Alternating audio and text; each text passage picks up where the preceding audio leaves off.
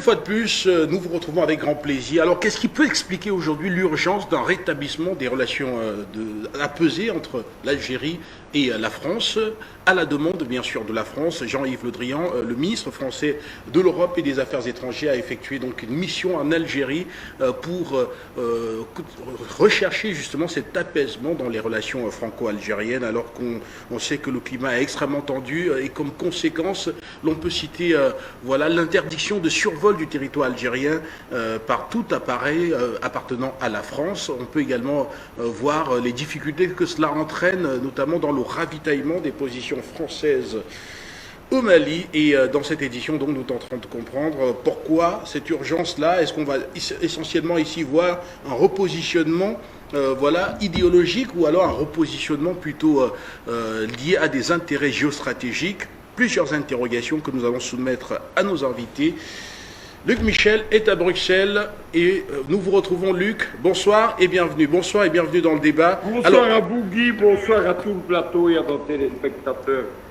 La réalité de cela, ce n'est pas du tout des raisons géostratégiques, c'est que nous sommes en campagne électorale présidentielle en France et la France vient de prendre la présidence de l'Union européenne, dans lequel elle ne veut pas se laisser distancer par l'Allemagne.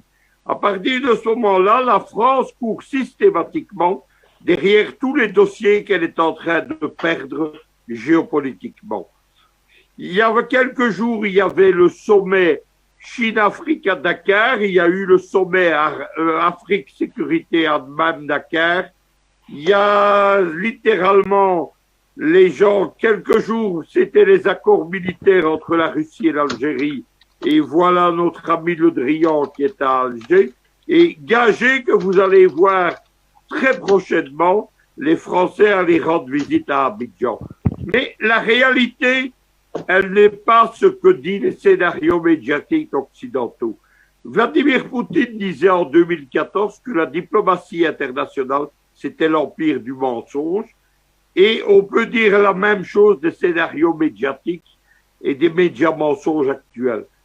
En réalité, ce qui oppose la France et l'Algérie, ce n'est pas une question mémorielle liée à la mémoire du colonialisme et de la guerre d'Algérie, comme le disent Macron, c'est une confrontation géopolitique fondamentale. La Russie est l'allié d'Alger et elle a comme principal allié Alger en Méditerranée occidentale. Il y a actuellement une grande confrontation entre la Russie pour le contrôle de la Méditerranée, les USA et l'OTAN. Ce n'est pas moi qui le dis, c'est l'amiral américain qui commande toutes les flottes en Eurasie et en Afrique. Il expliquait il y a quelques mois que la Russie avait, avec la constitution de l'axe stratégique Sébastopol en Crimée, Tartous en Syrie, réalisé l'un des buts historiques géopolitiques de la Russie depuis Catherine la Grande, donc au XVIIIe siècle. Il a expliqué que maintenant, la confrontation, c'était pour le contrôle ou la neutralisation de la 6e flotte américaine et des flottes de l'OTAN dans la Méditerranée occidentale. Voilà le premier dossier dans lequel les Russes sont opposés aux Français, membres de l'OTAN. Le second dossier, évidemment, c'est la question malienne. C'est le nouvel axe géopolitique Alger, Bamako, Russie, Moscou, dans lequel, évidemment, l'Algérie joue un rôle décisif pour mettre en néant les sanctions occidentales contre le Mali.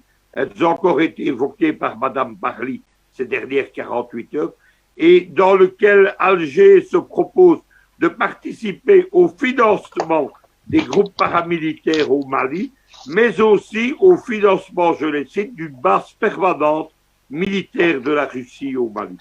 C'est cela qui oppose les deux, et il y a au milieu de tout ça un troisième conflit qui était secondaire mais qui ne l'est plus, c'est la question du Sahara occidental. Le Maroc, c'est la porte d'entrée des Américains et de l'OTAN en Afrique. Le Maroc, c'est aussi l'adversaire historique de l'Algérie, et il y a en particulier la question des Sahraouis, c'est-à-dire du Front Polisario qui refuse de céder au colonialisme marocain ce territoire. Il faut savoir que le Front Polisario aussi n'est pas seulement soutenu par Alger, il a un bureau de représentation à Moscou. Lorsque je faisais il y a une dizaine d'années des missions de monitoring dans toute l'Europe de l'Est, régulièrement, j'avais dans mes moniteurs les représentants du Front Polisario à Moscou, qui faisaient partie quasiment des délégations officielles russes. Donc le conflit a été envenimé par la décision des Israéliens, des Américains soutenus par les Français, reconnaître la maroccanité du Sahara espagnol en échange d'une reconnaissance réelle d'Israël. Jusque-là, il n'y avait que des rapports diplomatiques et militaires occultes. Voilà donc pourquoi il n'y aura pas de réconciliation entre la France et Alger. Alger est totalement du côté du bloc de l'Est. La France est coiffée du côté du bloc américano-occidental. Enfin, il y a un dernier dossier, et là, on peut dire qu'Alger aggrave son cas vis-à-vis des Occidentaux. C'est la question de l'Iran. L'Iran intervient maintenant en Afrique de plus en plus, et elle est l'étroite alliée d'Alger. Elle est l'alliée d'Alger dans ce qu'on appelle l'OPEP du gaz, l'Association internationale des États producteurs de gaz, avec la Russie, avec le Venezuela, mais en Afrique, les deux principaux représentants, ce sont l'Algérie et ce sont la Guinée équatoriale de Obiang Bassogo, qui a organisé le sommet de ces États à Malabo en juillet 2019. L'alliance entre l'Algérie dans le domaine du gaz, et qui est fondamentale, et l'Iran, elle se doue maintenant d'une alliance diplomatique, puisque les deux puissances sont opposées à l'entrée d'Israël comme membre observateur au sein de l'Union africaine, auquel elle a été amenée par les présidents pro-américains comme Tshisekedi, comme Kagame et comme les autres pro-américains d'Afrique. Voilà ce qu'il faut retenir. Donc, nous sommes au cœur de la confrontation entre les deux blocs, et le bloc de l'Est, c'est une pièce centrale de ce dispositif.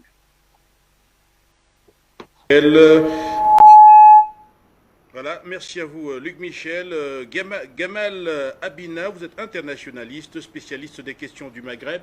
Vous êtes également avec nous ce soir. Nous vous retrouvons alors que nous tentons de comprendre cette volonté de relations apaisées qu'exprime très clairement Paris.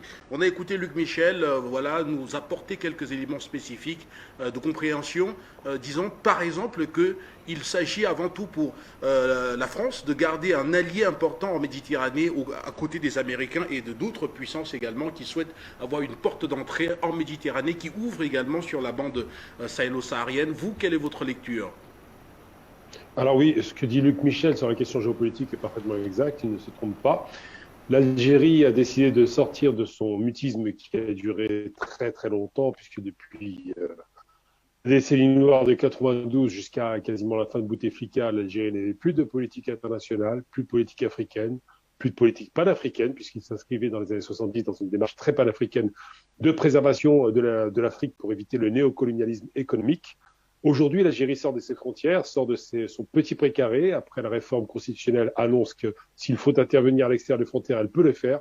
Et surtout, ce qui se passe avec le rapport France-Algérie, c'est qu'effectivement, il y a un glissement des alliances. Bon, l'Algérie a toujours été un peu du côté du bloc de l'Est, mais aujourd'hui, avec le rapprochement effectivement avec l'Iran, puisque les relations sont enfin apaisées, alors que dans les années 90, c'était des relations très tendues. Avec le rapprochement, évidemment, avec les pays sahéliens, puisque l'Algérie s'investit de plus en plus, avec la montée en puissance de ce qu'on appellera pas ça l'OPEP, mais c'est vrai que c'est l'OPEP du gaz, du prix du gaz qui a littéralement été doublé en moins de 6 mois, ce qui est un moyen extraordinaire pour l'Algérie de reprendre des moyens économiques et financiers, des moyens de pression sur l'international. Avec cette reconfiguration, on se rend bien compte que l'Algérie a décidé de refaire entendre sa voix. Alors, avec le Hirak, évidemment, on a eu un moment d'instabilité, mais finalement, avec la nouvelle équipe gouvernementale, l'objectif de M. Tebboune, c'est, de façon très claire, démontrer que l'Algérie est de retour, qu'elle est de retour sur le plan national, en développant l'économie, et sur le plan international. Alors maintenant, pour parler des relations franco-algériennes, évidemment, il ne faut jamais perdre de vue que dans 5 mois, il y a une élection majeure en France, puisque c'est la seule élection importante sur le calendrier national, à savoir l'élection présidentielle suivie des législatives. et que Le Drian, qui va comme un pompier essayer de resserrer, du moins d'éteindre l'incendie qui a été rallumé ces derniers temps entre la France et l'Algérie pour diverses raisons qu'on va évoquer rapidement, Le Drian arrive dans un terrain qui n'est pas très favorable. Alors, ce qui se passe, c'est que, je le répète régulièrement, M. Macron est quelqu'un qui a fait en 5 ans plus que tous les présidents précédents de la Ve République en 60 ans. En termes symboliques, il a été très loin. Il a reconnu évidemment, et ça me concerne personnellement puisque j'étais l'ami du fils de Ali Boumendjel, donc, il a reconnu le meurtre de cet avocat algérien du FLN qui a été assassiné par le clan Ossarès à l'époque. Il a reconnu le meurtre de Maurice Audin, ce militant communiste indépendantiste algérien. Il a reconnu, il a été le 16 octobre de cette année, pour les 60 ans, reconnaître le massacre des Algériens lors de la nuit sanglante du 17 octobre, perpétrée par la police française, pour faire très, très simple, et l'état-major français en général. Il a aussi reconnu le mauvais comportement de la France vis-à-vis des harkis. Donc tous ces gestes symboliques ont pour but effectivement de montrer des gages de bonne conduite vis-à-vis de l'Algérie. Il y a aussi aujourd'hui, ça vient d'arriver, ils viennent de déclarer qu'ils vont sortir avec 15 ans d'avance les archives de la guerre d'Algérie. Donc c'est un dossier très très important pour l'Algérie, parce que c'est une question de dignité nationale et surtout de reconnaissance des crimes de guerre. Tout ça pour dire, en fin de compte, les Français font des efforts vers les Algériens, que les Algériens fassent des efforts vers la France. Alors, tous ces éléments sont sans doute peut-être positifs, mais de l'autre côté, il y a le chaud-froid. Monsieur Macron, lors d'une sorte de petite rencontre qu'il a fait avec des descendants de fils de harkis ou de fils d'Algériens dont les parents sont soit en Algérie, soit ici, a fait une discussion avec ses enfants, on voit l'image d'ailleurs, au cours desquelles il a expliqué que l'Algérie surfait sur une rente mémorielle. Alors ça, c'est un grand classique, hein, ça fait écho aussi à la propagande qui consiste à dire que les Algériens ne doivent pas demander de la repentance, comme si c'était le débat. Donc ne pas reconnaître le crime, c'est pas demander de la repentance, c'est reconnaître la vérité historique. Et donc, lorsqu'il a fait cette réunion, il le fait pas de façon anodine, c'est toujours très calibré, M. Macron n'est pas un imbécile, vous le savez. Et donc, il fait une réunion et il sort avec un journaliste du Monde qui va forcément se faire l'écho de ses propos, que donc le complexe politico-militaire algérien, sous-entendu l'Algérie n'est pas une démocratie mais juste un complexe militaire, surfe sur une histoire officielle qui ne serait pas donc la véritable histoire, même si les Français ont du mal à reconnaître les crimes, surfe sur une rente mémorielle comme s'il y avait quelque chose à gagner sur la mémoire algérienne, alors qu'en vérité c'est une douleur partagée par tout un peuple indépendamment des politiques. Et explique que l'Algérie n'existait pas avant la colonisation, ce qui est encore un concept assez ridicule qui réduit l'idée que ça rappelle un peu le principe colonial de dire on arrive sur une terre vierge, on colonise, on construit. Mais ça n'est pas vrai. Et donc tous ces éléments sont très contradictoires, à la fois de grandes avancées sur le plan symbolique, mais dans les faits, sur le plan politique, beaucoup de reculades. Alors pour prendre un exemple très concret, sur la question du Sahara occidental, les Français, évidemment, ont tendance à pencher du côté plutôt marocain. Sur la question du Sahel, évidemment, les Français qui s'appuyaient beaucoup sur le laisser-faire de Bouteflika se rendent compte qu'aujourd'hui, c'est plus compliqué de passer par le territoire algérien puisqu'on leur refuse l'espace aérien. Et donc, ils tentent, encore une fois, des manœuvres. Alors, évidemment, il y a un autre élément très important à prendre en considération. Dans 5 mois, il y a une élection majeure dont on sait parfaitement que la grande minorité algérienne qui vit en France, binationale, et qui est très sensible à ces questions-là, fait pencher la balance dans les victoires dans un camp et comme dans l'autre. On l'a vu à l'époque avec Hollande face à Sarkozy. Si Sarkozy a perdu, c'est parce que cette minorité algérienne a fait entendre sa voix. Et M. Macron ne perd pas cela de vue. Donc il y a plusieurs éléments à prendre en considération. Il y a le rapprochement franco-algérien qui profiterait à la France. C'est que la France a besoin, puisque c'est le principal partenaire économique de la France, en seconde position derrière la Chine aujourd'hui, ils le savent. Ils sont en train de reculer de plus en plus par rapport à l'économie, parce que les Français perdent de plus en plus de parts de marché, parce que les Algériens, sur le métro d'Alger, par exemple, ont décidé de ne plus laisser les Français gérer, ni sur l'eau, ni sur beaucoup de grandes rentes que les Français utilisent en Algérie, comme les transports, par exemple. Et donc, les Français se rendent compte qu'ils perdent des parts de marché au profit d'autres partenaires un peu plus sérieux aux yeux des Algériens, comme l'Allemagne, comme l'Asie en particulier, et l'Italie aussi, l'Espagne, bref. Et je ne parle même pas de la Chine, qui est le numéro 1.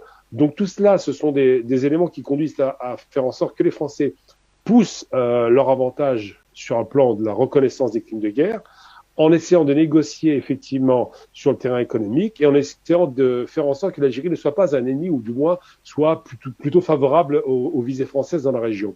Donc c'est ce qui fait qu'effectivement sur un plan géopolitique, les Français sont très inquiets parce qu'ils sont en train de perdre leur précaré. Ils savent que leurs principaux concurrents sont les Chinois et les Russes d'un côté et les Américains et les Anglo-Saxons de l'autre. Ils se savent de plus en plus en difficulté. Le pays va mal puisqu'il y a de moins en moins d'argent évidemment avec la crise du Covid et le surendettement. Et donc, ils ont besoin de l'Algérie. En gros, c'est leur profondeur économique naturelle pour espérer pouvoir faire face. Et M. Macron l'a parfaitement identifié. Donc, d'un côté, pour satisfaire son aile dure de droite dans ce mouvement, eh bien, il a tendance à déraper, faire des dérapages contrôlés, anti-algériens. Et de l'autre côté, il envoie son ministre des Affaires étrangères pour montrer que finalement, ce sont des partenaires sérieux, crédibles, qui sont des partenaires qui pourraient préfigurer à une relation gagnant-gagnante qui n'a évidemment jamais existé jusqu'à présent. Voilà pourquoi est-ce que Le Drian est en Algérie aujourd'hui. Merci à vous. Et sur ce plateau central, le révérend Paul Pondiela, coordonnateur de Missionnaires Afrique sans frontières. Vous êtes également là et vous regardez justement ce qui pourrait aussi être vu comme étant la volonté aujourd'hui pour la France, voilà, de redisposer justement notamment de l'autorisation de survol du territoire algérien pour ravitailler ces troupes qui sont au Sahel. Vous, de votre point de vue, qu'est-ce qui aujourd'hui motive justement cette approche d'apaisement voulue par Jean-Yves Le Drian? Merci, Monsieur Guy Fondop. Je salue d'abord tous les panafricanistes dans le monde et en particulier ceux qui sont même ici au Cameroun, mes frères. Et je voudrais dans un premier temps m'incliner en tant que serviteur de Dieu sur les morts qu'il y a eu à l'extrême nord, des dizaines de morts des Camerounais sur des faux conflits et tuent leurs frères. Et nous appelons donc l'État du Cameroun à régler ce genre de litige rapidement parce qu'on ne veut pas voir des morts pour rien, des morts de trop. Donc je m'incline d'abord devant ces morts. Et puis maintenant par rapport à votre question... Vous parliez là d'un conflit communautaire oui, dans le Nord Cameroun. Oui, qui a fait beaucoup de morts ces derniers temps. Donc pas des dizaines de morts, on ne connaît même pas les chiffres exacts. Et une seule vie ne vaut pas d'être détruite pour rien. Une seule, mais quand il y a déjà des dizaines, c'est trop. Donc... et un peu plus de 30 000 déplacés. Voilà, vers le Tchad, vers le Tchad voisin. Et nous sommes contents que les Tchadiens nous rendent l'appareil parce que nous-mêmes, nous hébergeons parfois les Tchadiens. Moi, j'héberge parfois les Tchadiens ici au Cameroun. Donc, nous sommes contents de cette solidarité africaine et nous voulons que des choses comme ça ne se reproduisent plus vraiment, que le gouvernement du Cameroun règle ce litige rapidement. Venant maintenant à votre question, Monsieur Guy Fondop, je vais parler en termes simples. En termes simples, qu'est-ce qui donne à ce que la France cherche l'apaisement? Ce qui donne que la France recherche l'apaisement vis-à-vis des relations dans la géostratégie ou bien dans les conflits de ce type, c'est parce que l'Algérie s'est affranchie du joug français. L'Algérie est un peuple affranchi du diktat français. C'est tout simplement ça. Et c'est ce que nous encourageons d'autres peuples en Afrique, d'autres pays en Afrique d'imiter en ce moment. C'est-à-dire que dès que l'Algérie lève le ton, la France est obligée de négocier. Mais si le Tchad lève le ton, la France ne négocie pas. Voilà le Mali qui est malmené. Donc, en termes simples, parce que nous parlons aux Africains qui veulent souvent le langage facile pour comprendre les choses. Parce que quand on écoute les autres développer avec beaucoup de types d'exemples qu'ils prennent, les Africains se perdent. Certains de la jeune génération, même les scolaires, là, me posent souvent des questions, mais tu ne dis pas à tes companélistes là que nous, on veut des choses simples, c'est-à-dire que des réponses faciles pour comprendre les choses. Hein? Donc, en termes simples, je dis aux Africains, l'Algérie s'est affranchie du joug français. Donc maintenant, il est question que les autres peuples imitent l'Algérie. Dès que l'Algérie hausse le ton, la France va doucement s'apaiser, chercher des voies de solution. Parce que dans un type de relation où il y a des dominateurs et des dominés comme la France a toujours exercé en Afrique depuis 600 ans, et tout l'Occident compris, ils sont en Afrique depuis 600 ans. C'est-à-dire qu'il faudrait que les Africains le sachent. Et ils essayent toujours de rester un dominateur éternel. Donc ici, nous sommes face à une situation où, quand on regarde dans le passé, le rétroviseur, on ne trouve pas des torts que l'Algérie a causés à la France. Quand le ministre français dit oublions le passé. Dans le passé, M. Guy Fondon, vous qui êtes journaliste émérite, qu'est-ce que l'Algérie, vous pouvez me dire ce que l'Algérie a causé comme tort à la France? Non, c'est la France qui est toujours le bourreau. Voyez un président français, celui-là que je n'aime même pas citer, ce Sarkozy qui a détruit la Libye, détruit le rêve de tout un continent, un peuple qui était déjà un miroir, Eldorado, on donnait l'eau tout gratuitement au peuple, même aux gens qui étaient de passage. Il s'est levé pour détruire un peuple comme ça. Et c'est lui qui se lève donc, il dit à M. Gbagbo, je te donne 1 semaine pour déguerpir toi et ta femme. Ouais, de tels individus au XXIe siècle qui exercent encore leur diktat, ils prennent les autres comme des sous-hommes. Moi j'ai toujours dit et je crie, Dieu n'est pas blanc. On peut le démontrer. Dieu a la capacité, la capabilité de prendre toutes les couleurs comme il veut. Mais la couleur essentielle de Dieu qu'il aime utiliser parce qu'il a créé l'homme à son image, à sa ressemblance, il n'est pas blanc. Mais qu'ils arrêtent ça. On sait là où ils tirent leur bénédiction pour maintenant torpiller la race noire.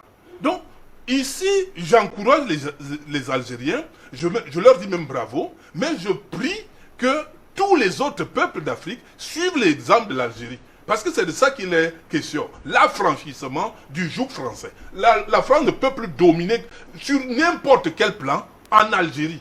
Leur mot ne passe pas. C'est ça qu'il faut dire aux Africains en termes simples.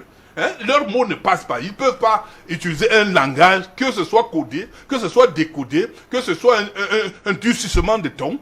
Ça ne passera pas. Mais par contre, ils sont en train de faire du bordel au Burkina Faso.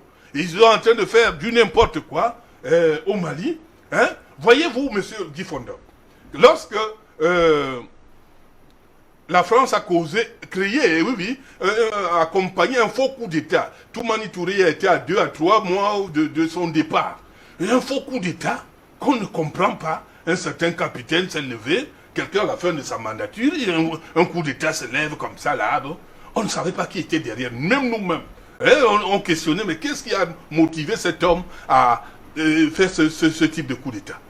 Quand le président Hollande est arrivé au Mali, mais il a été adoubé, on a même créé tout un fauteuil de roi pour lui. Tous les Maliens l'ont accueilli, l'ont encensé. Mais aujourd'hui, fort de cette expérience, ils ont constaté que mais le type qu'on a adoubé ici et tout, mais c'est la France qui nous crée tout genre de désordre, tout genre de bordel. Maintenant, on demande aux Français de déguerpir. Donc, nous encourageons le reste des peuples africains à imiter l'Algérie, même comme ils ont payé un prix fort pour la libération de l'Algérie. La France ne peut plus jamais faire ce qu'elle a fait en Algérie. Donc, les 14 autres pays qui nourrissent la France et où la France ne manifeste aucune reconnaissance, nous traitent de sous-hommes. Quand vous voyez un peu tout ce que cette France-là fait, monsieur Guy Fondon, mais c'est énervant. C'est énervant. Regardez la réunion de l'autre jour, où un président français dit aux gens qui ne sont pas mandatés par leur république, toute la communauté africaine qu'il a reçue, il dit maintenant vous avez la légitimité. Face à quoi? Mais nous parlons même souvent de quoi, monsieur Guy Fondon? Il dit maintenant vous avez de la légitimité pour... ils ne sont pas mandatés. Aucun pays n'a mandaté ces délégués. Aucun pays. Vérifiez-vous. D'abord vous le savez, vous n'avez plus besoin de vérifier. Mais d'où ils... C'est comme ça qu'ils vont toujours prendre je ne sais pas, du n'importe quoi. Et sur ce plateau, il y a un panafricaniste qui a recensé la liste de tous ces Africains qui sont partis prêter main forte à ce type de réunion bidon. Donc, voilà des choses que nous dénonçons et nous voulons que les paradigmes changent. L'Algérie a changé de paradigme. Quand on questionne l'histoire, on ne voit pas que l'Algérie a causé tel tort à la France. Mais on voit toujours que c'est la France qui cause. Quel est ce peuple-là qui ne veut pas reconnaître les autres peuples. Il nie l'existence des autres peuples dans leur souveraineté, dans leur grandeur. Et ils se disent grands. Et ils parlent parfois des droits de l'homme. On parlait de quoi même en France? C'est du n'importe quoi. Des droits de cochon ou bien des droits de l'homme. Donc voilà un peu la première lecture que je peux donner à ce type d'événement. L'Algérie s'est affranchie du joug français et nous disons bravo à l'Algérie. La France maintenant peut marcher parce que la France ne peut plus dicter l'Algérie. Merci. Merci à vous, messieurs. On va rapidement repartir à travers ce récit sur les voies tumultueuses de ces rapports entre l'Algérie et la France, en parlant justement particulièrement d'un certain nombre d'événements récents qui sont retracés à travers ce récit que je vous propose. Et juste derrière, nous tenterons de comprendre en profondeur. À l'origine de la brouille diplomatique entre la France et l'Algérie, ces propos qu'aurait tenus Emmanuel Macron en marge d'une rencontre avec des petits-enfants de Harki, c'était en octobre dernier. Ils avaient été rapportés dans les colonnes du Monde. La nation algérienne post-1962 s'est construite sur une rente mémorielle et qui dit « tout le problème, c'est la France ». Toujours d'après le journal Le Monde, le président français se serait également interrogé sur l'existence d'une nation algérienne avant la colonisation française. Tollé immédiat, Alger rappelle son ambassadeur à Paris et interdit le survol de son territoire aux avions militaires français. Pour les Algériens, Emmanuel Macron est allé trop loin, lui qui pourtant en 2017 qualifiait la colonisation de crime contre l'humanité. L'Élysée a depuis regretter, je cite, ces polémiques et malentendus, tout en multipliant les initiatives mémorielles, comme le rapport commandé à l'historien et spécialiste de l'Algérie, Benjamin Stora. Mon souhait, c'est qu'il y ait un apaisement, parce que je pense que c'est mieux de se parler, d'avancer. Il y a sans doute des désaccords. La vie, c'est fait pour parler des désaccords. Et les sujets sensibles sont nombreux, comme le rôle de l'Algérie au Mali, ou encore la question de l'immigration. Fin septembre, Paris décide de diviser par 2 l'octroi de visa aux ressortissants algériens. Pour Abdelmajid Tebboune, pas question de faire le premier pas pour apaiser les tensions sans certaines conditions. Le respect total de l'État algérien. La France devrait oublier que l'Algérie était autrefois une colonie. Aujourd'hui, l'Algérie est forte grâce à la puissance de son armée et à son peuple courageux. L'histoire ne peut pas être changée et nous ne pouvons pas changer l'histoire juste pour faire plaisir aux autres. La dernière crise aussi grave entre Paris et Alger remonte à 2005, lorsque le Parlement français avait adopté une loi reconnaissant le rôle positif de la colonisation. L'un de ces articles contestés a depuis été abrogé. Voilà, retour sur ce plateau et cette fois-ci je veux commencer par vous, Gamal Abina. Rappelez que vous êtes internationaliste et vous êtes spécialiste des questions du Maghreb. Alors, comment comprendre Emmanuel Macron qui glorifie justement la colonisation en faisant croire, par exemple, que grâce à cette colonisation, la nation algérienne est née, quand on sait que historiquement, cette nation existait avant la colonisation? Alors, non, il ne glorifie pas la colonisation, là, je nuancerai un peu le propos. Monsieur Macron fait un exercice assez inquiétant. Alors, bon, il se trouve que j'ai beaucoup travaillé sur les phénomènes d'extrême droite et que, malheureusement, cette pensée vient de l'extrême droite. Alors, ce qui glorifiait la colonisation, c'était sous Chirac, malheureusement, sous son gouvernement, en 2005, en février 2005, si je ne me trompe pas, où ils avaient eu l'intention, un État, en plus, vous vous rendez compte, démocratique, a eu l'intention de dire les bienfaits de la colonisation. Il va de soi que la colonisation, non seulement n'a apporté aucun bienfait, puisque je le dis et le répète systématiquement, le colon est un feignant qui n'a jamais travaillé, le colon était là pour exploiter des esclaves que nous étions, je dis nous au sens du nord au sud de l'Afrique, que ce soit les Arabes ou les subsahariens, nous étions tous les esclaves des colons parce qu'ils nous ont réduits à l'esclavage en volant nos terres et en exploitant nos bras pour pouvoir s'enrichir, et donc ces gens ne travaillaient pas. Et il se trouve que cette nation préexistait, bien évidemment, comme toutes les nations africaines, avant l'arrivée des Français. Sauf que cette méthode, c'est une méthode d'extrême droite que malheureusement M. Macron a recyclée, à savoir, avant l'arrivée de la France, on voit bien avec le phénomène Zemmour, qui est ce genre de plaisantin qui ne connaît pas l'histoire, mais qui pourrait en la raconter, avant l'arrivée de la France, il n'y avait pas d'État-nation algérien. Alors, en termes, au niveau du nom, Algérie, ça vient d'un mot que les Français ont entendu des Espagnols, qu'ils avaient eux-mêmes entendu des Arabes, qui dit en arabe, ça signifie le Jazaïr. Le Jazaïr, ce sont les îles, parce que les Arabes, quand ils sont arrivés, ont appelé, en arrivant sur la côte algérienne, ils ont appelé ça des îles. Donc, Algérie, c'est bien un nom qui vient de l'arabe, c'est bien un nom qui vient d'une nation qui existait, qui s'appelait pas effectivement l'Algérie, c'était un territoire, mais qui était l'Empire ottoman musulman et qui était un empire qui a 1400 ans de civilisation tout de même. Alors, quand M. Macron dit cela, il dit l'Algérie telle que définie aujourd'hui n'existait pas. On peut lui renvoyer à ce genre de stupidité le même rapport, de dire que la France telle qu'elle existe aujourd'hui n'existe pas, puisque c'est la conséquence de conquête et de guerre. La France de 1914 était amputée, par exemple, d'un territoire qui s'appelle l'Alsace et la Lorraine, qu'on appelle la Moselle aujourd'hui, qui appartenait au grand empire germanique allemand, le Saint-Empire germanique allemand, et qui a été récupéré par la force à la défaite allemande en 18, après le traité de Versailles. Les Français ont récupéré un territoire qui ne leur appartenait plus. Donc, les Allemands pourraient dire que la France n'existait pas sans l'Allemagne, puisqu'effectivement, la conséquence de l'existence d'un État-nation français est la conséquence de conquête, de guerre et de défaite.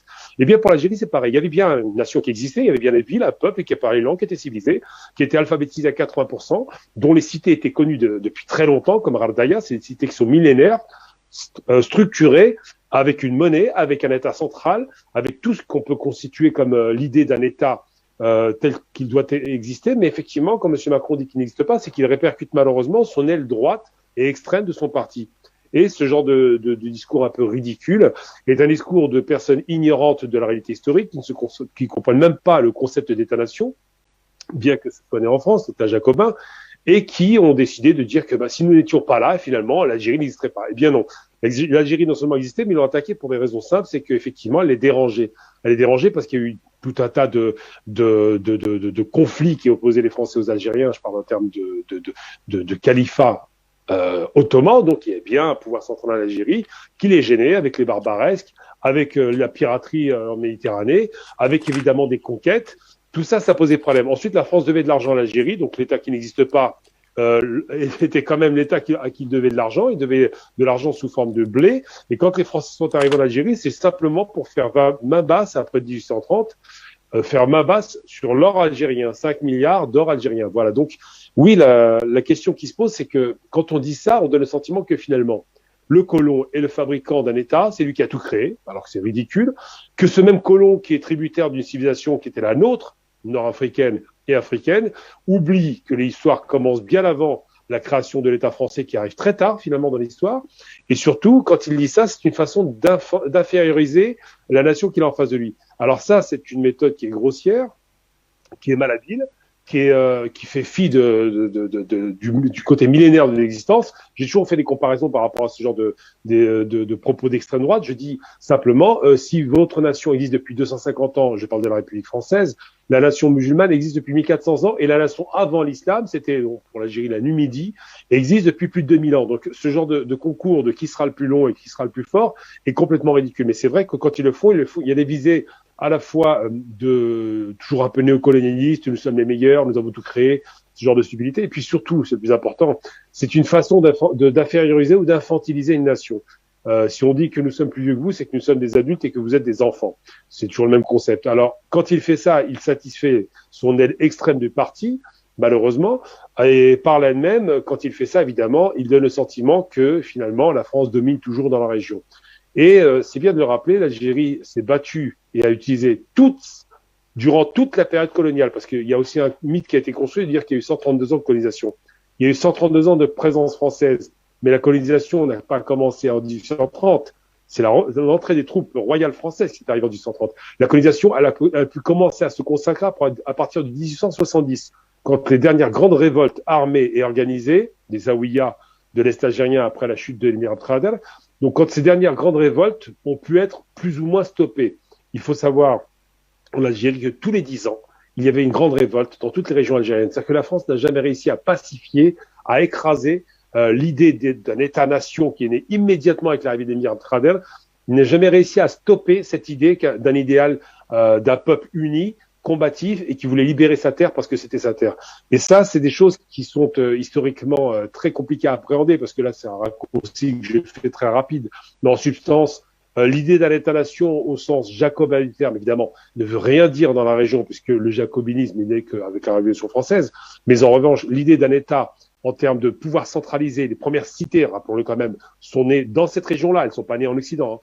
Les premières cités, les premières monnaies, la première écriture, bref, tout ça, c'est pour dire que quand on essaie de ravaler cet État, une sorte d'émanation comme ça un peu ratée de ce qu'aurait fait la France, c'est une façon d'insulter les Algériens. Donc en vérité, c'est une très grave méthode et en même temps, ça ne profite pas à l'État français. Parce que finalement, M. Macron, quand il fait ça, il satisfait peut-être son rang extrême dans son parti d'extrême droite. Enfin, je parle de ceux qui sont à l'extrême droite dans son parti qui existent.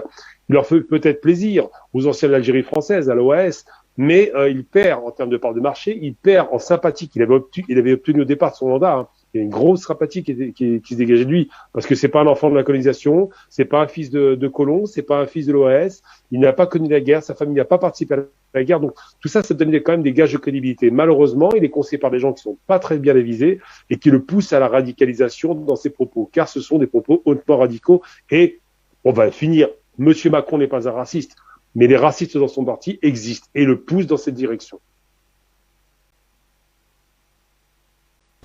Mais quand même, on se pose la question de savoir pourquoi est-ce que la France rôde tant autour de l'Afrique. Pourquoi ne peut-elle pas simplement se passer de ce qu'elle considère comme étant, en parlant du cas de l'Algérie, des nations qu'elle aurait elle-même, enfin qu'elle aurait promues. Pourquoi ne pas aussi, pourquoi n'a-t-elle pas pu adopter notamment l'attitude de l'Algérie, c'est-à-dire considérer ces relations diplomatiques désormais froides en cet état-là? Est-ce que le gaz, en parlant de cette OPEP du gaz, donc l'Algérie sera l'un des grands piliers, est-ce que le gaz ici a quelque chose à y voir? Est-ce qu'on n'est pas toujours dans une logique finalement d'accaparement des ressources naturelles? Bien entendu, dans le colonialisme occidental, il y a l'ambition de s'emparer du sol et du sous-sol et des richesses de l'Afrique. Le gaz est central. Il est central dans l'affrontement entre le bloc américano-occidental et le bloc de l'Est. Notez que cet affrontement, il concerne principalement les USA et les puissances du bloc de l'Est. Et la France court un peu dans le cadre du dossier algérien, derrière un dossier qu'elle ne maîtrise absolument plus. L'Europe absorbe les livraisons de gaz, elle ne les contrôle absolument. Qu'est-ce qui s'est passé? Nous sommes en septembre 2015, les États-Unis, jusque-là, qui sont importateurs d'hydrocarbures, ils deviennent exportateurs de pétrole et de gaz et ils deviennent même la principale puissance mondiale exportatrice de gaz. Qu'est-ce qui s'est passé? Il s'est passé qu'on a découvert l'exploitation du fameux gaz de schiste. Comment on l'extrait-on? Grâce à une technique qu'on appelle le fractage et qui détruit profondément les sols. L'exploitation du gaz de schiste, elle va conduire à la destruction de l'Amérique du Nord pour des centaines d'années. Mais les résultats sont immédiats. Donc Obama lance ce processus et Trump, qui est le représentant, notamment l'élu des lobbies du charbon, du pétrole et du gaz aux États-Unis, il le développe de manière exponentielle en supprimant toutes les lois écologiques qui avaient été votées de protection du sol au cours des 15 dernières années. Voilà donc les États-Unis qui dominent le marché du pétrole et du gaz. Dans le domaine du pétrole, ils sont le swinging state, c'est-à-dire l'État qui détermine le prix du baril du pétrole, ce n'est plus l'OPEP. Et dans le domaine du gaz, ils déterminent le prix du mètre cube de gaz. C'est encore pire parce qu'ils jouent à la baisse. Le but de ces gens, c'est de faire du fric, particulièrement de l'establishment américain. Donc, ils détruisent le prix du cours du pétrole. Lorsque Obama, en 2015, s'empare du marché du pétrole, le baril du pétrole se vend à $130. Quelques mois plus tard, il est à $30. C'est la même chose pour le prix du mètre cube de gaz. La réaction va s'effectuer dans deux directions. Tout d'abord, il y a un mouvement de la Russie et de l'Iran vers l'OPEP et on voit même le renversement des blocs idéologiques. La Russie, c'est l'Iran sont les ennemis de l'Arabie saoudite, mais dans le domaine du pétrole, ils collaborent ensemble contre les Américains pour remonter les prix. C'est la même chose dans le domaine du gaz. Le but de Y, donc c'est une idée russe, l'OPEP du gaz. Le but de l'OPEP du gaz, c'est de reprendre le contrôle du prix et des marchés d'exportation du gaz, que les pays producteurs soient en fait les propriétaires de ce qu'ils produisent. Les Russes s'adressent aux Iraniens, qui sont les grands producteurs de gaz. Ils s'adressent également au Venezuela. Ils s'adressent également eux-mêmes, sont producteurs de gaz, puisqu'ils sont les principaux fournisseurs de l'Union européenne. Ils s'adressent à une série de producteurs marginaux et ils s'adressent par exemple à une tête de pont en Afrique, qui est la Guinée équatoriale d'Obiang-Nema Massogo. La Guinée équatoriale, on oublie souvent parce qu'on est toujours dans les médias mensonges occidentaux. C'est pas seulement un État qui produit du gaz, c'est l'État leader mondial dans l'exploitation du gaz. Le complexe le plus moderne au monde, il est à côté de Malabo, il est sur l'île de Bioko, il est à Punta Europa. J'avais fait sur Afrique Média en 2015 un long reportage sur le complexe de Punta Europa. Ce sont ceux qui ont les techniques d'exploitation de pointe. Quelles sont les différences avec les autres? On perd beaucoup de gaz en l'exploitant, parfois jusqu'à 50%. En Guinée équatoriale, on ne perd même pas 5% parce que ces pertes sont récupérées et investies dans des centrales électriques qui servent à électrifier le pays. Malabo, en juillet 2019, organise donc le sommet des pays exportateurs de gaz.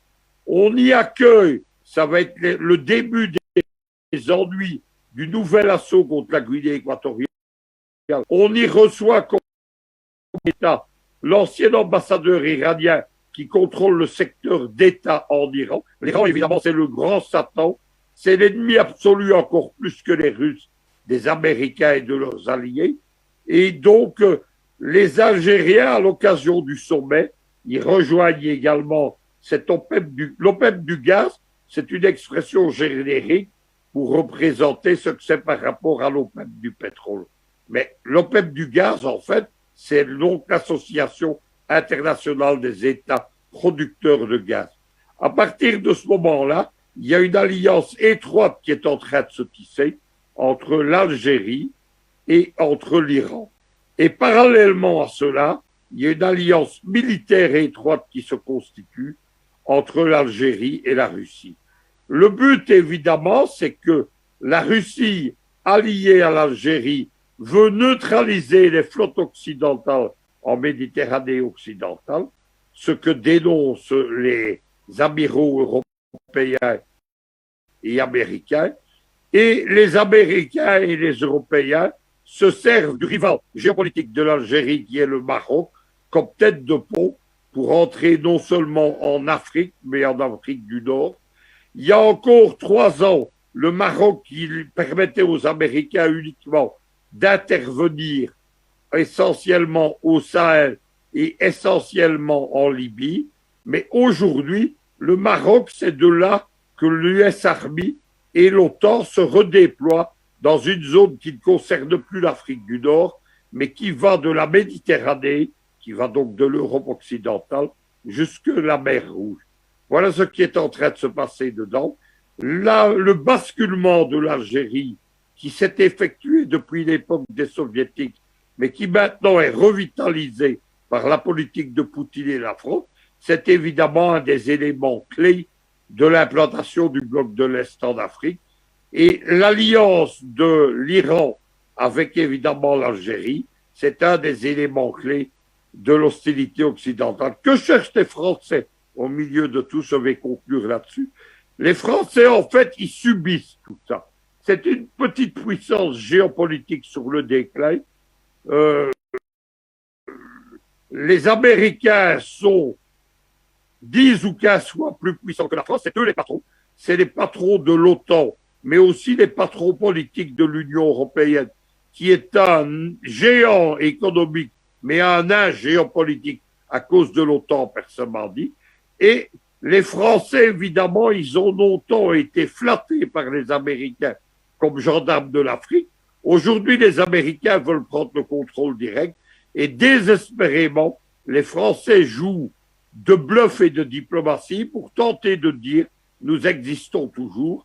Dans ce cadre-là, il est essentiel pour la France de dire aux Américains, vous voyez, nous sommes encore influents, sans nous, vous ne contiendrez pas l'Algérie. C'est évidemment, comme on dit à Marseille, une galéjade. Michel, et sur ce plateau, le pasteur Pondy, alors on regarde et puis on voit finalement que on voit une France finalement qui avec une arrogance finalement qui ne se justifie pas, parce qu'on se demande si elle a les moyens aujourd'hui d'afficher une telle arrogance telle qu'on l'a suivi dans ses propos d'Emmanuel Macron vis-à-vis de l'Algérie. Effectivement, la France a toujours été arrogante. L'arrogance de la France vient d'où? C'est comme ça qu'il fallait peut-être me poser la question pour que je dise d'où vient cette arrogance. L'arrogance de la France vient du fait qu'elle vit aux dépens des autres. Voyez-vous par exemple, M. Guy Fondop. Mais dans ce cas-là, doit-on impérativement être arrogant? Parce qu'on peut développer, on peut avoir une autre approche qui tente notre survie dépend de l'autre. On vit aux dépens des autres en imposant un diktat. C'est-à-dire que en utilisant les armes que les autres n'ont pas.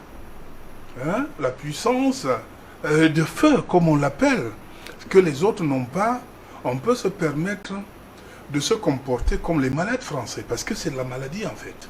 C'est-à-dire que, voyez-vous un peuple donc qui tire chaque année de l'Afrique, précisément, au moins 500 milliards, au moins entre 400, et ce n'est pas les Africains qui ont mené cette dénonciation, c'est l'Allemagne.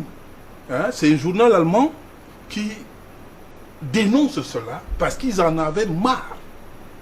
Près de 500 millions chaque année qu'ils tirent des ressources africaines au travers de cette fausse monnaie qui est le franc CFA, qu'ils convertissent comme ils font. Ils tirent des bénéfices de 500 milliards chaque année. Ça leur permet donc de mener une vie arrogante. Quand souvent on vous dit, ou bien je rencontre quelqu'un, M. Guy Fondop, il me dit non, les peuples français eux-mêmes ils sont bien, mais c'est les gouvernants qui sont mauvais. J'ai dit faites attention, moi je suis missionnaire. J'étais à l'extrême nord du Cameroun où je déplore les morts. En ce moment, dans la ville de Kousséré, effectivement, je quittais Kousséré pour allier Mora. Et j'ai cheminé avec un Français qui partait prendre, il savait ce qu'il partait faire là-bas à l'extrême nord, prendre un Camerounais pour l'amener en France pour être son cobaye de maison, hein, son laquais de maison. Parce qu'il ne peut pas trouver une telle main d'œuvre. Il faisait les papiers et j'avais approché la famille de ce jeune garçon pour dire mettez l'œil sur cet enfant qui va parce que je n'ai pas confiance à ce type d'individu. Et le monsieur, donc, chemin faisant, nous nous sommes séparés en route. Il m'a demandé d'où je venais, de ma tribu au Cameroun. Hein? Donc, quand ils quittent l'Europe, quand ils quittent leur pays pour venir en Afrique, ils ont le temps d'étudier chaque peuple. Comme le cas du Cameroun, chaque ethnie, nous en avons 250. Ils prennent sur eux. Quand je lui ai dit le nom de mon ethnie, il a directement pris fuite. Il dit non, vous êtes trop sage. Hein, vous êtes trop sage. Donc ils prennent le temps d'étudier. Et c'est pour ça que nous invitons également les Africains à faire pareil. Donc voilà donc des gens qui vivent sur le dos des autres, qui profitent de cette manière avec, sans être inquiétés. Ce n'est que le Dieu incréé qui va les arrêter. Parce qu'on ne voit pas de développement sur le plan quand les jeunes Africains essayent de se mettre ensemble, comme le cas du Burkina Faso. Vous parliez il y a un instant de sagesse en parlant justement de l'expression qu'il a utilisée justement pour s'adresser à vous.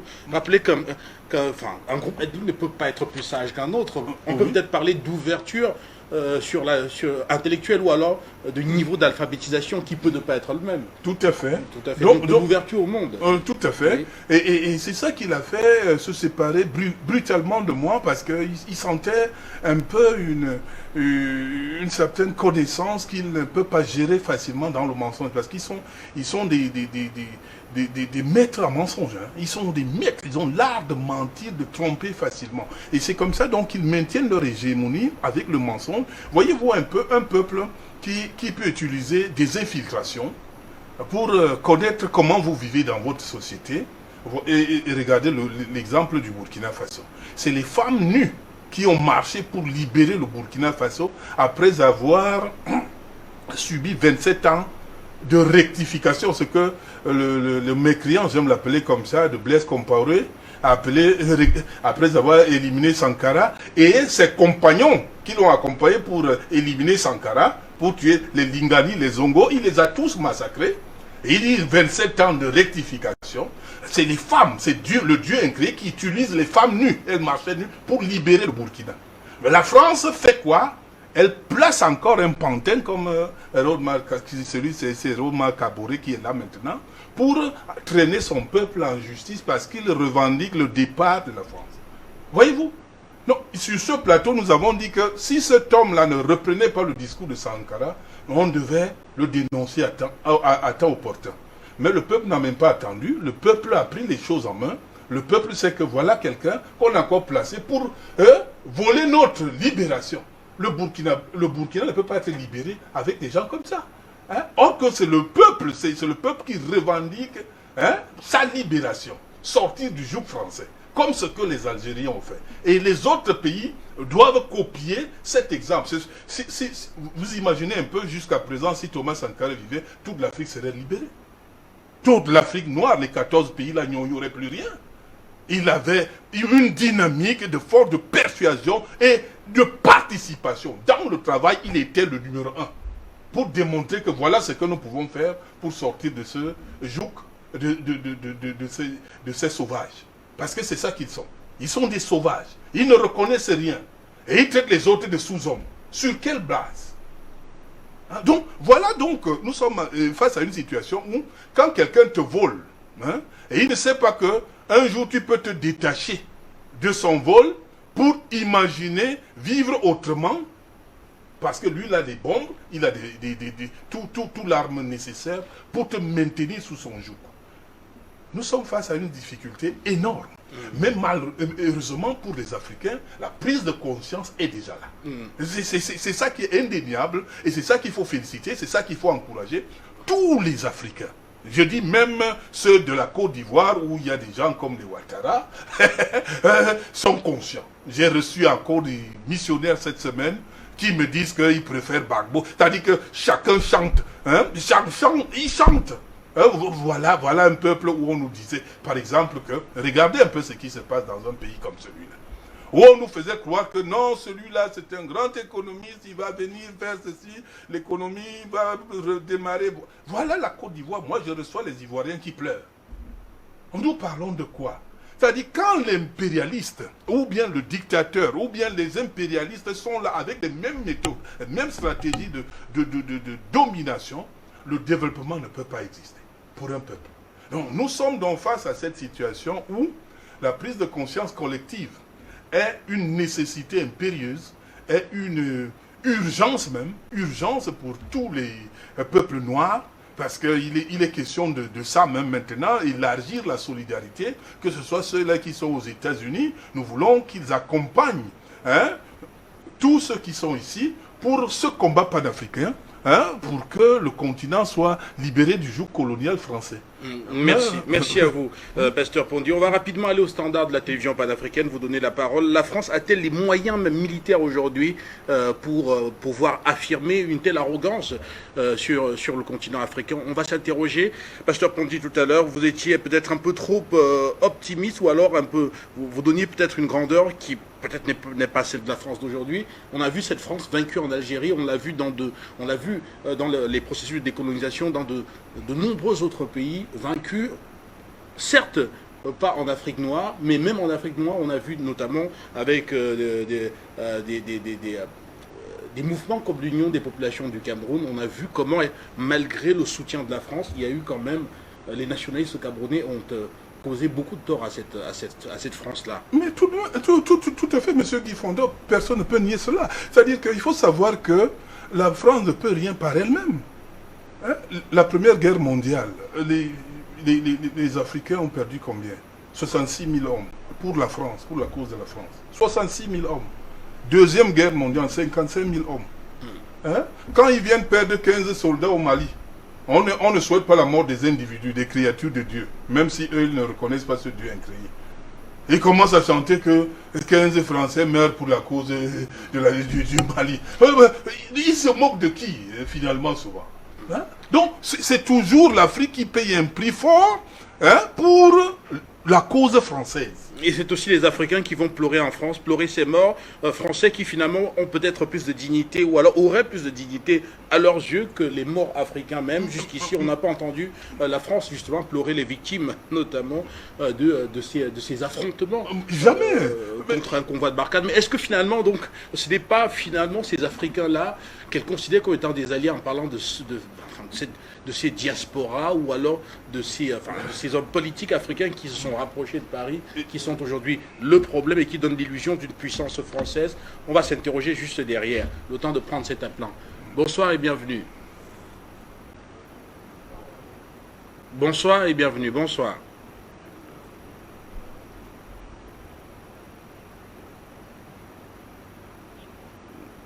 Bonsoir et bienvenue à l'antenne, bonsoir. Vous êtes en direct, allez-y s'il vous plaît. Ok. Merci beaucoup, mon cher ami Guy Fondop, à mon oreille depuis les États-Unis. Alors, je remercie vos invités.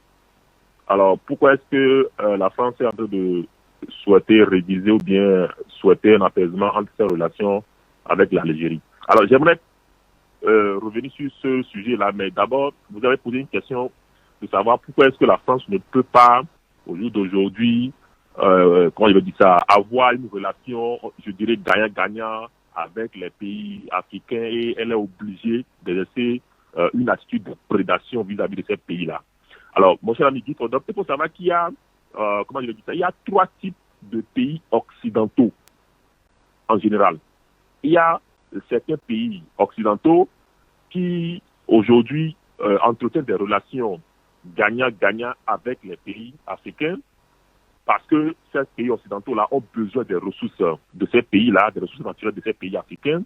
Il y a le deuxième type de pays occidentaux, ceux-là, ils ont plus ou moins les ressources naturelles dont ils ont besoin là, ils les ont déjà sur leur sol. Donc ils n'ont plus besoin tellement d'exercer une attitude de prédation vis-à-vis de ces pays africains-là.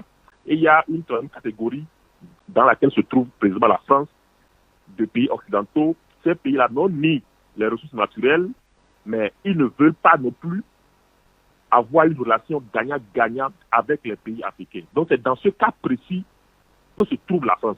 Vous devez savoir qu'un pays comme les États-Unis, par exemple, depuis la découverte des gisements de schiste, les États-Unis sont devenus maintenant un pays exportateur du pétrole. Dans tous les cas, ils ne sont plus des pays importateurs nets du pétrole. Donc, les guerres que les États-Unis font actuellement à l'extérieur ne sont plus tellement des guerres pour le pétrole ou bien pour le gaz, parce qu'ils sont autosuffisants en pétrole. Ensuite, des pays comme l'Allemagne, la plupart des pays européens, sauf la France, sont des pays qui sont en train de tenter au jour d'aujourd'hui de corriger un peu la relation qu'ils ont avec les pays africains en essayant d'établir une relation gagnant-gagnant entre ces pays africains. Écoutez, nous sommes venus dans votre pays parce que vous avez des ressources naturelles et on veut faire des affaires avec vous. Donc, il n'y a plus une relation de prédation en tant que telle. Mais un pays comme la France n'a jamais changé sa stratégie de coopération avec les pays africains. Voici un pays qui dépend, je dirais, 100% des ressources naturelles des autres pays, notamment des pays africains. Sur tout ce que la France peut avoir comme énergie, je citerai le cas de l'uranium, du pétrole, du gaz, la France dépend exclusivement des autres pays. Mais voilà ce pays qui est comme ça, dépendant des autres pays, mais qui n'a jamais voulu établir une relation gagnant-gagnant entre ces pays-là. Elle exerce toujours une relation de prédation, une relation de domination avec ces pays en disant que, écoutez, en venant dans votre pays-là, dans vos pays, c'est nous qui vous aidons en réalité. C'est ce que disent les Français. Quand les entreprises telles que Total et autres viennent dans les pays africains, ils disent à ces pays-là, nous sommes venus pour vous développer, nous sommes venus pour vous aider en oubliant que ces États-là ont compris en réalité ce jeu-là. Donc c'est toujours ce que la France a projeté sur le plan extérieur. Elle projette toujours sur le plan extérieur une image immaculée d'elle-même. Une image selon laquelle c'est elle qui est le pays des droits de l'homme, c'est elle qui défend la démocratie et autres, alors que c'est exactement le contraire. Et elle l'a toujours exercé au plus haut niveau, je dirais. Souvenez-vous, Sarkozy est venu en France, est venu en Afrique plutôt, pour déclarer aux Africains que ces Africains-là ne sont jamais rentrés dans l'histoire. Mais quel est le pays, quel est le président africain qui s'est levé pour répondre à Sarkozy? Ça n'existe pas. Donc, la France a toujours comporté de la sorte, mais depuis quelque temps, on a remarqué que cette position-là a commencé par être bousculée en Afrique. Le cas le plus emblématique, c'est le cas de la RDC. Souvenez-vous, lors des élections présidentielles passées, la France a son candidat, c'était Martin Fayoulou, je crois, et la France, après la proclamation des résultats, a juré qu'elle ne va jamais accepter la défaite de Martin Fayoulou. Mais il a fallu que Kabila et surtout la commission qui s'occupe des élections tiennent fort. Ils ont tiré jusqu'au bout et souvenez-vous, le ministre français des Affaires étrangères a été obligé de réviser maintenant sa position pour finalement accepter la défaite de Fayoulou et donc l'élection de Tshisekedi. Vous voyez, donc quand on observe en Afrique des dirigeants qui tiennent tête à la France révise sa position. C'est exactement la même chose qui s'est passée en Algérie. La France, face à des raisons purement électoralistes, il faut le savoir, quelqu'un l'a dit, les descendants des Algériens qui sont en France constituent une base électorale très forte. Donc, Macron veut avoir cette base-là. C'est pour cela qu'il a fait cette déclaration en disant que l'Algérie n'avait pas d'histoire avant la colonisation, etc. Mais une fois obtenu, n'est-ce pas, cette voie-là, la France a su, Macron a été obligé, et il a su que il y a l'Algérie qui est vraiment importante dans le dispositif économique de la France. Non seulement le dispositif économique, mais le dispositif aussi militaire. Donc il y a d'énormes pressions qui sont des faits sur Macron pour dire que, écoutez, si on est fâché avec l'Algérie, on aura beaucoup de problèmes, notamment par rapport à Barkhane et sur le plan du gaz et de l'énergie. C'est pour cela que Macron a été obligé d'assouplir sa position maintenant pour envoyer les façons ministres des Affaires étrangères pour rencontrer les autorités algériennes pour donc apaiser la situation parce que la France n'a pas intérêt à se fâcher avec l'Algérie. Mais sur ce point, mon cher ami Guy Fodon, moi je n'ai pas totalement gobé l'attitude du président algérien Tebboune. Parce que dans ces conditions-là, l'Algérie est vraiment en position de force.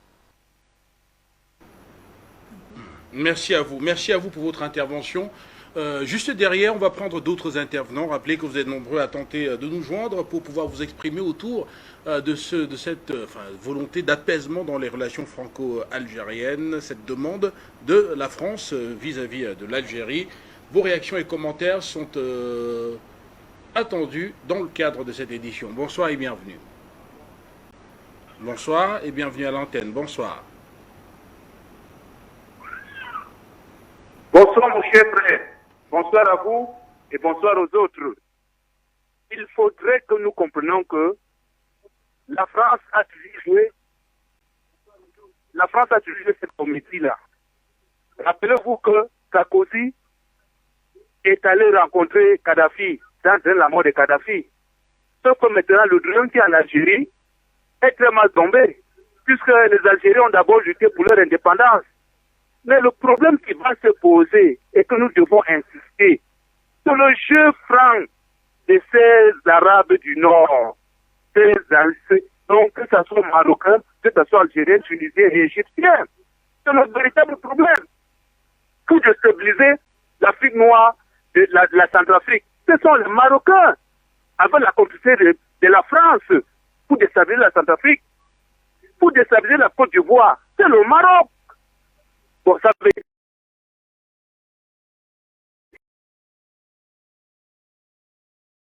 dire que en Algérie pour déstabiliser le nord du Mali. Il a fallu que le jeune président français égaré fasse des propos pour qu'on commence à découvrir les réalités, le seul jeu que l'Algérie était en train de jouer. Donc, c'est pour ça que j'ai dit à Linda Larbaoui, je l'ai bien répété ça, que aujourd'hui, mon cher frère, nous avons besoin de la sincérité. Vraiment, si vous venez de nous, les Algériens, soyez véritablement sincères. Parce que si c'est un jeu, comprenez bien que le temps là est passé. Nous avons vu le seul jeu de l'Égypte. C'est que les Égyptiens ont toujours failli faire en Centrafrique. N'eût été la réponse rapide des gardes du corps centrafricain. C'est que nous serons en train d'avoir encore des larmes qui coulent sous nos yeux. Donc, vraiment, soyez sincères, vous Algériens. Parce que ça, c'est un jeu que le Dieu est venu faire. Pour que vous ouvrez encore la porte et que ces munitions, ces armes qui ne peuvent plus passer du côté du Burkina, doivent maintenant commencer à passer du nord de l'Algérie comme ça passait avant.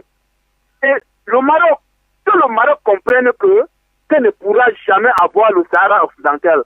Quelles que soient ces relations qu'elle crée entre le Maroc, les Nations Unies, parce que c'est les Nations Unies et le Maroc qui sont en train d'exploiter le nord du Sahara occidental. Qu'elle se trompe.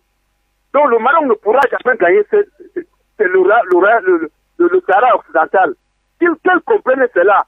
Alors il faut que l'Algérie fasse franc jeu pour que elle qui est derrière le Sahara occidental, nous aussi, nous allons soutenir afin qu'il y ait une liberté là-bas.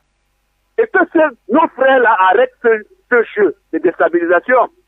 Rentrons aussi vers le Tchad.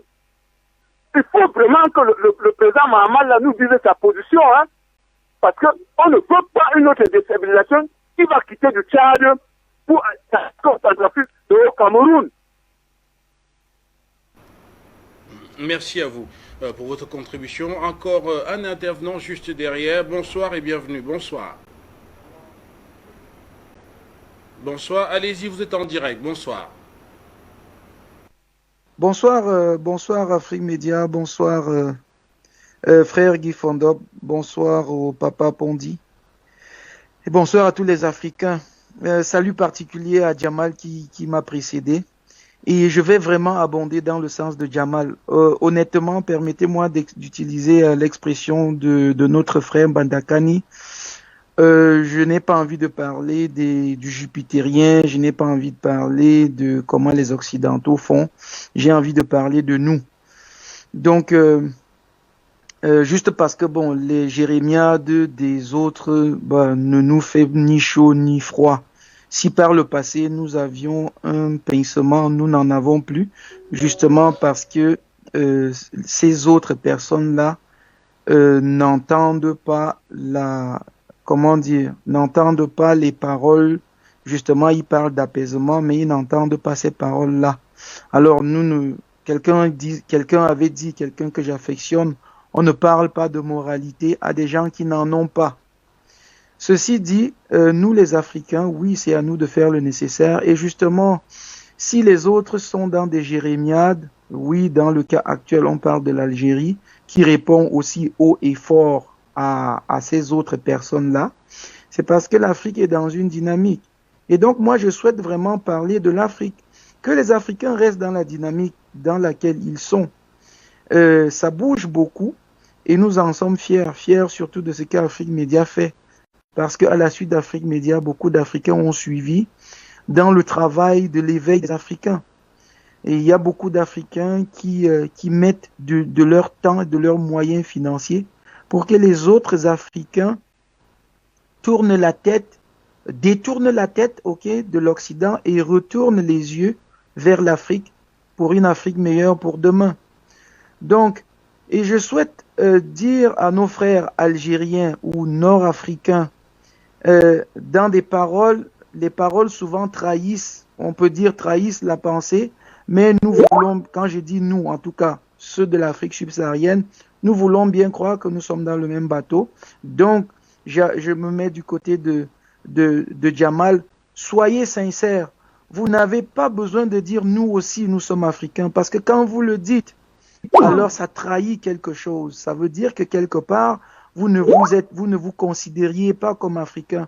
Et peut-être quand vous le dites, vous êtes juste en train de vous considérer comme africain maintenant parce que vous êtes dans une certaine situation difficile et que vous pensez qu'avec les Africains subsahariens, vous pourrez résoudre vos problèmes. Donc, ce qui nous fait penser que lorsque vos problèmes seront résolus, vous allez encore vous départir. Donc, n'utilisez plus l'expression « nous aussi nous sommes africains » parce que nous le savons déjà. Et lorsque vous parlez d'Afrique, et là je m'adresse à notre frère Gamal Abina, avec tout le respect, et je ne suis pas en train de jeter des tomates, non, j'essaye juste de dire, parce que nous sommes dans le même bateau, chantons la même chanson et dansons la même danse. Quand Gamal Abina, qui est, en tout cas, ça se voit, il n'est pas subsaharien, donc quand Gamal Abina parle de l'esclavage et surtout de l'esclavage, qu'il ait un pincement en disant aussi, oui, il y a aussi d'autres peuples, il y a aussi d'autres personnes, et là je pense aux peuples arabes ou aux arabes qui ont fait de l'esclavage, et c'est là on n'en parle souvent pas. En disant ceci, en tout cas moi en tant qu'Africain, je lui ferai plus confiance parce que, un peu comme Luc Michel dit souvent, Luc Michel a travaillé pendant longtemps et continue à travailler parce que quand il est challengé, il répond. Et il répond dans le sens d'apaiser les Africains en leur disant « je suis avec vous ». Et je ne suis pas en train de dire que c'est un jeu dans ce moment-là. Mais j'espère que mon message est passé. Nord-Africains, vous n'avez pas besoin de dire « nous aussi, nous sommes Africains ». Et quand vous parlez de la traite, de l'esclavage, dites aussi en filigrane que les Arabes aussi ont mené cette traite-là. Et juste qu'on ne voit pas les traces aujourd'hui parce que c'était une hécatombe avec la castration et c'est pour ça qu'il y a très peu de traces de personnes de couleur. Merci Afrique Média d'exister pour nous. Bonsoir. Merci à vous. Alors nous sommes arrivés au terme de cette édition, mais on ne saurait ne pas vous donner une minute, Gamal Abina, pour que vous puissiez réagir en une minute, et puis nous allons sortir de cette édition, s'il vous plaît. Oui, je vais répondre très rapidement. D'abord, je dis nous sommes africains, c'est pas destination des Africains, je ne parle pas des imbéciles, ils savent parfaitement que nous sommes africains. Je parle aux racistes occidentaux. Ensuite, je parle à nouveau aux racistes occidentaux quand je dis, et là je dénie complètement ce qui vient d'être dit, malheureusement, il est l'instrument de racistes occidentaux d'extrême droite et de droite qui disent que la traite négrière est une traite arabe ou aurait été une traite arabe. C'est un mensonge, un mensonge. Les Arabes ont réduit à l'esclavage, je vais faire une longue distance, ils ont réduit à l'esclavage des Arabes pour commencer quand ils perdaient la guerre. Ils ont réduit à l'esclavage des Anglais. Le roi Richard Cœur de Lion a été réduit à l'esclavage 3 ans. Ils ont réduit à l'esclavage des gens de l'Est, comme le monde entier pratiquait l'esclavage. Ce n'est pas les Arabes, c'est le monde entier qui pratiquait. On avait ça en Afrique et partout. Donc, c'est pas l'esclavage le problème. L'esclavage, c'est quand quelqu'un est réduit à l'esclavage parce qu'il perd. C'est l'esclavage racialisé. Et ça, c'est un concept qui est étranger aux Arabes, parce que je rappelle encore une fois que les Arabes, ça n'est pas une couleur de peau. On a des Arabes blancs, mat et noir. Ça n'est pas une couleur, c'est une civilisation. Donc, faut sortir de ce piège grossier. Ceux qui disent, pour se défausser de leurs crimes, et c'est des crimes qui sont absolument inqualifiables, que soi-disant les Arabes auraient pratiqué la négrière sont des menteurs.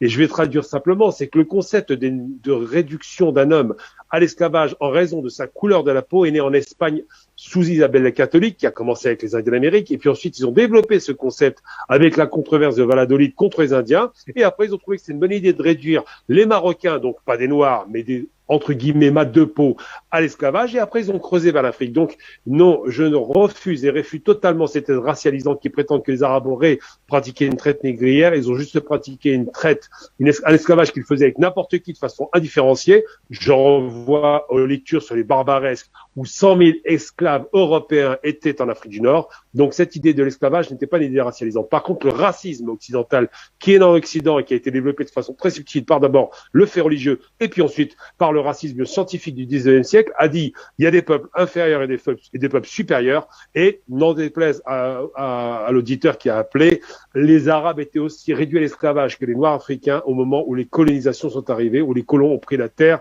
de nos ancêtres. Donc non, il ne faut pas confondre esclavage et esclavage racialisé. L'esclavage racialisé, c'est un concept raciste qui dit que l'homme blanc, donc l'homme blanc et uniquement l'homme blanc, domine le reste du monde, et le reste du monde doit être écrasé parce qu'ils sont inférieurs. Ça fait une énorme différence. Et j'en veux pour preuve que ce soi-disant grand esclavage qui aurait été conduit par les Arabes, il ne reste pas grand-chose. C'est pas parce que les esclaves étaient castrés, il y avait les femmes aussi. C'est simplement parce que c'était marginal. C'était à la marge, et plus encore, une fois que tout le monde a été réduit à l'esclavage en Afrique sous la colonisation, étrangement, nous avions le même combat à mener. Donc, faut pas se tromper d'ennemi.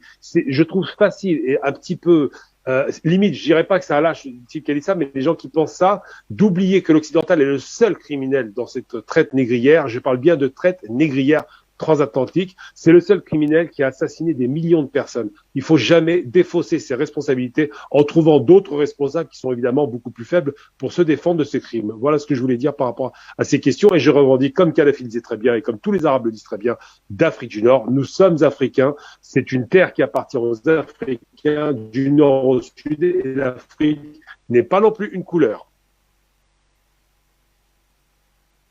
Gamal Abina, l'Afrique n'est pas une couleur, l'Afrique est un continent, c'est aussi un grand ensemble géopolitique. Il y a de nombreuses définitions, voilà. Et nous allons nous séparer ici parce que malheureusement nous n'avons plus de temps. Merci au pasteur Pondi d'être passé, merci également à Luc Michel. Merci à vous à la maison, restez connectés. Le journal africain est à suivre dans moins de 8 minutes maintenant avec Junior Wafo.